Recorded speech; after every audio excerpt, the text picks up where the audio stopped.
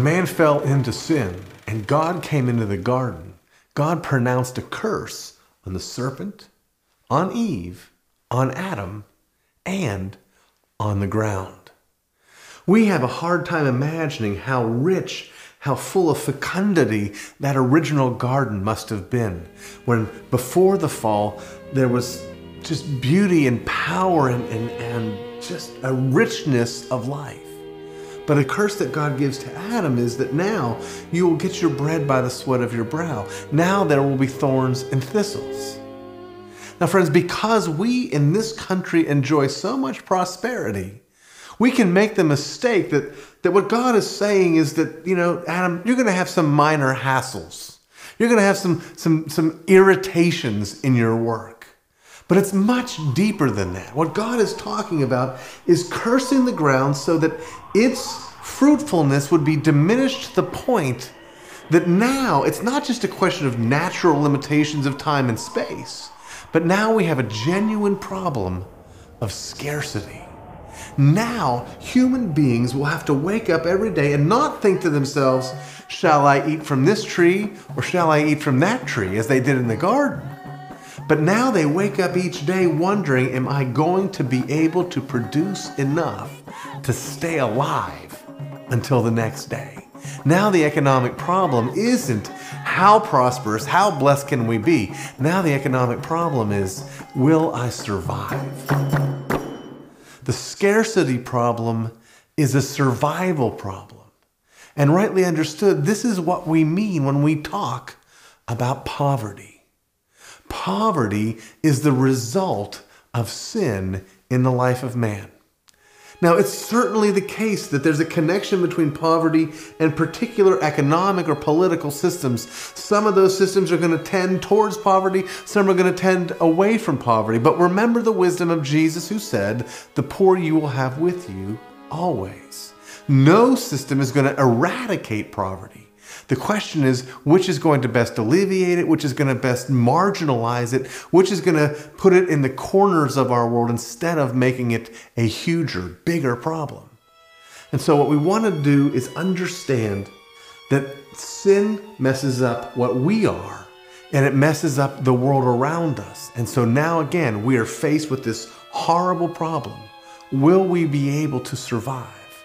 Will we live our lives surrounded by poverty?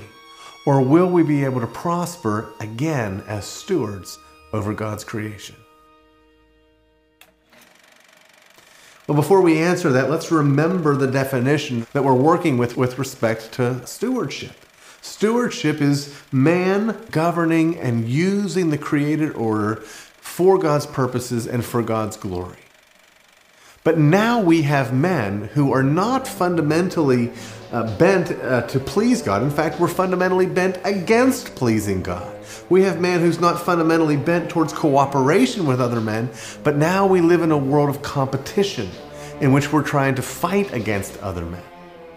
So let's understand that the fall has impacted who we are. We remember that we talked about who God is and how that's revealed in creation, and in us bearing His image, that we reflect much of the same thing. Well, now that image is shattered.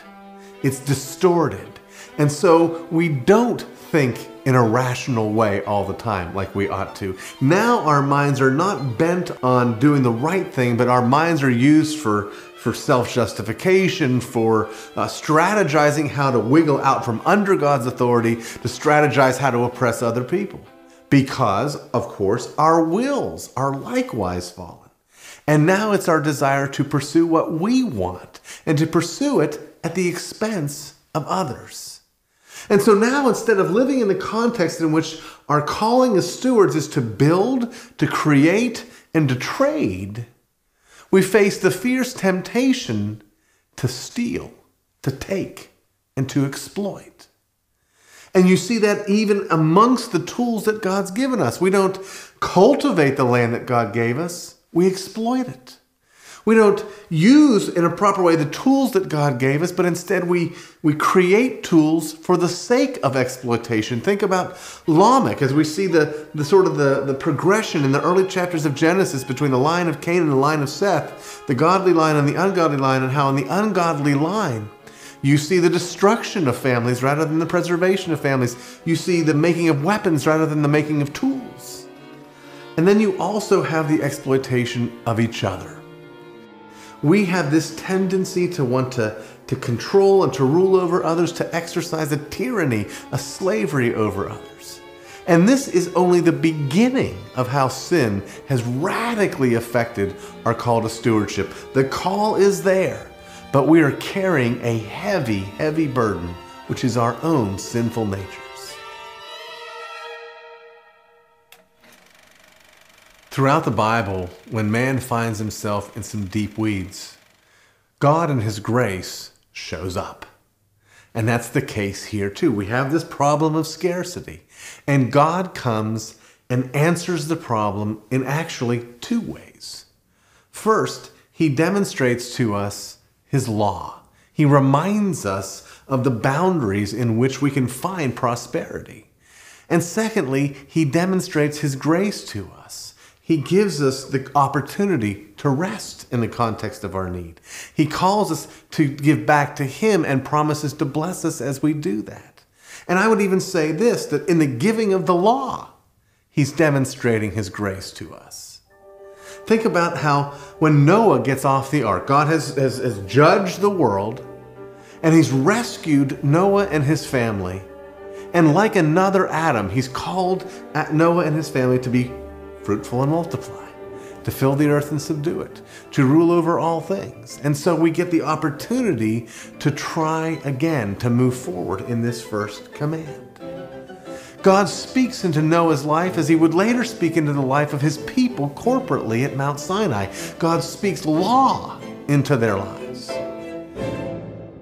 Consider the Ten Commandments. Our tendency, I'm afraid, because we're Americans and we tend to be more individually minded, is to look at the Ten Commandments as if God is saying to me, this is what you must do. And He's saying to my neighbor, this is what you must do. And He's saying to his neighbor, this is what you must do. It's certainly true that we all have to do this. But you have to understand the law of God has a corporate element as well. That these Ten Commandments not only establish what I'm supposed to do in the pursuit of righteousness, but it actually establishes how a people, how a nation is supposed to operate, which means it even has impact, profound impact, in how we understand economics. That you see in the law of God in Mount Sinai the application of the very principles that we've already been talking about. God graciously reminds us, this is the pathway to blessing, this is the pathway to prosperity. We all know that the Ten Commandments typically are divided up into two tables, one dealing with our responsibility towards God, the other more focused on our responsibility toward each other. But they're still all touching on the economic issues. The first commandment calls us to have no other gods before God. Well, what is that telling us? Isn't that reminding us that everything else that follows in all of our lives is to be lived under submission to Him? Isn't that the reminder of where we started, that once there was God and He made all things and we're under Him in our exercise of dominion, that we can't pretend to be equal with Him or above Him? The second commandment tells us not to make idols of anything in the created order.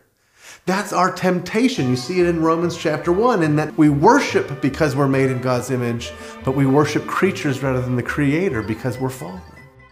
The third commandment itself is, again, an examination of our tendency to exploit not just land, not just labor, but to exploit the very name of God, calling us not to treat God's name as some sort of magic talisman that's going to bring us what we want, but to truly honor Him by honoring His name. How about the fourth commandment? We remember, and in fact, we tend to feel it like a burden that God calls us to rest one day in 7. And He certainly does, and that's certainly an economic issue. But how much more so the call that God gives us in that command to work 6 days. 6 days shall you work, and the 7th day you rest because it's a holy day. Do you see here in this first tablet how we're called to submit to God and how this impacts our entire economic lives? In the second table of the law, we have God establishing the guidelines and the boundaries for our interpersonal relationships. And because of that, of course, it's going to touch on economics that much more clearly. God is saying, this is how I want you to build your culture. These are the foundational documents that will guide your culture and also protect your culture. He begins with the protection of the authority of parents in the lives of children. And in fact, he tells us in the 5th commandment, honor your father and your mother, that it may go well with you in the land. God is here telling us the very pathway to blessing and prosperity. It's not complicated. It doesn't take mountains of business books. It takes honoring your father and your mother. God gives us the prohibition against the taking of the lives of one another. Now, friends, if there's anything we value economically, we probably need to start with our lives, because if we lose them, there's not much value to anything else. You remember the old economic adage, you can't take it with you. So the protection of life is of critical importance in understanding how we're going to build a culture. And so God gives that prohibition against murder. God moves on from there to protect the sanctity of marriage, because families is that which is called to fulfill the dominion mandate, to fill the earth and subdue it. And so, of course, we have to build a hedge and a guard around families by prohibiting infidelity. God then goes on, of course, to deal with the issue of stealing. Now, let's not miss this. You cannot even have a concept of stealing, of theft, unless you first have underneath it a principle of private ownership of property. And so we see here in this commandment the fundamental premise that recognizing that God does own all things, as his steward, he gives us authority over that which is ours and calls on others to honor that authority. In like manner, we understand that in our economic endeavors, we do a great deal of discussion and conversation, and we sign contracts and we have agreements. And here God tells us to tell the truth. That if you don't tell the truth, then you cannot engage in free trade. That in fact, in the context of economics, a lie is a form of theft itself. One could almost argue that this is redundant with the prohibition against theft.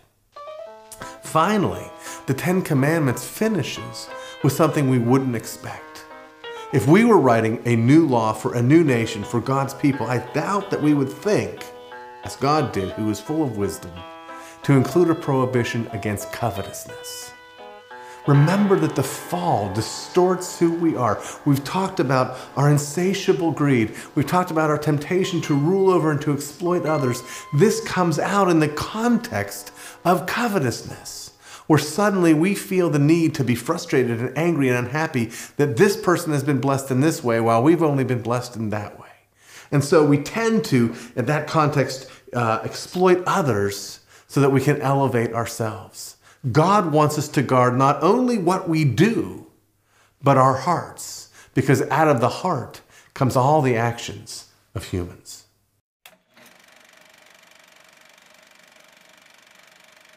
We've seen how God in his grace gives us his law to direct us how we should live, and therefore have some sort of chance, some sort of opportunity to do battle with our sin as we continue to fulfill our calling in terms of the cultural mandate. Well, it's not just giving us the information that God gives. It's not just God telling us this is how to do this, but God has graced us still further in giving us law in another sense, that is, the enforcement of law. God not only tells us what to do, but God has given us a tool, a means of enforcement of his will in the civil government. Now, civil government is first mentioned when Noah steps off the ark. And God says that if a man sheds a man's blood, by man shall his blood be shed. This is God's blessing on the idea of a government agency, which is by nature, and this is not intended to be an insult, it is an agency of force. You see that highlighted again in Romans 13, the locus classicus for a Christian understanding of what government is all about. There, Paul describes government as God's minister of justice, saying that they have not been given the sword in vain. The tool of the state is the sword, because their calling is to punish evildoers, which, by the way, is a profoundly different calling from feeding people and clothing people and everything else that the government has gotten itself involved in. No, God's goal is that the government would punish evildoers. And you see how that, again, like the fence that we talked about earlier, provides a context for freedom by which we might be able to do our work and prosper. But you might also see that it provides a dangerous temptation. If God says to the government, here is the sword, you have my authority to punish evildoers, and there's only essentially one legitimate sword, aren't men who are still fallen, who are still covetous, aren't they going to be tempted to try to find a way to seize or to use that sword in order to exploit and oppress other people? What we see in government systems of economics that aren't founded on the principles of liberty is different groups of folks vying for control of that sword to oppress other folks. That's why we say it's either liberty or tyranny. You cannot have no state, but you need to have a state who sees its function as protecting people rather than providing for some people at the expense of others, rather than taking from one group and giving to others. No, friends, the function of the state, and this is going to influence the fullness of how we understand economics, the function of government is to punish evildoers. And when they do, we can prosper. Is all of this really true? Is there somehow a connection between how we understand who God is and the actual economic blessing or non-blessing that we receive? Well, it is. You don't have to take my word for it. All you need to do is do an honest assessment of world history.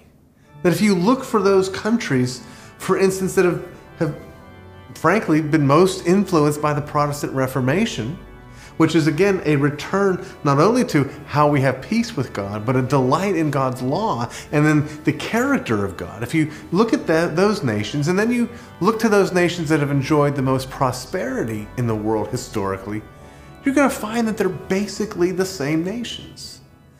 This happens because, well, all of reality is tightly connected, tightly related. That how we understand God is going to influence everything that we believe, beginning with how we understand who man is. So theology is sort of like the bedrock, and the next layer up is anthropology, our view of man. And that, of course, is also going to impact how we see economics. And it's going to do it through this next step. One layer up is our political philosophy, how we understand the nature and calling of the political edifice. What is the government for? And that, in turn, is going to influence our political system. You have a political philosophy that creates a political system, which, of course, is going to very practically impact our economic endeavors. That, in turn, is going to, of course, establish or inform our economic philosophy, which ultimately is going to inform and drive our economic system. All beginning with who God is, moving to who man is, moving to who we are corporately, politically, moving into the realm of economics. Who God is determines how we understand all of economics, which is going to determine again at the end of the day whether we enjoy prosperity and liberty or whether we live in want and tyranny.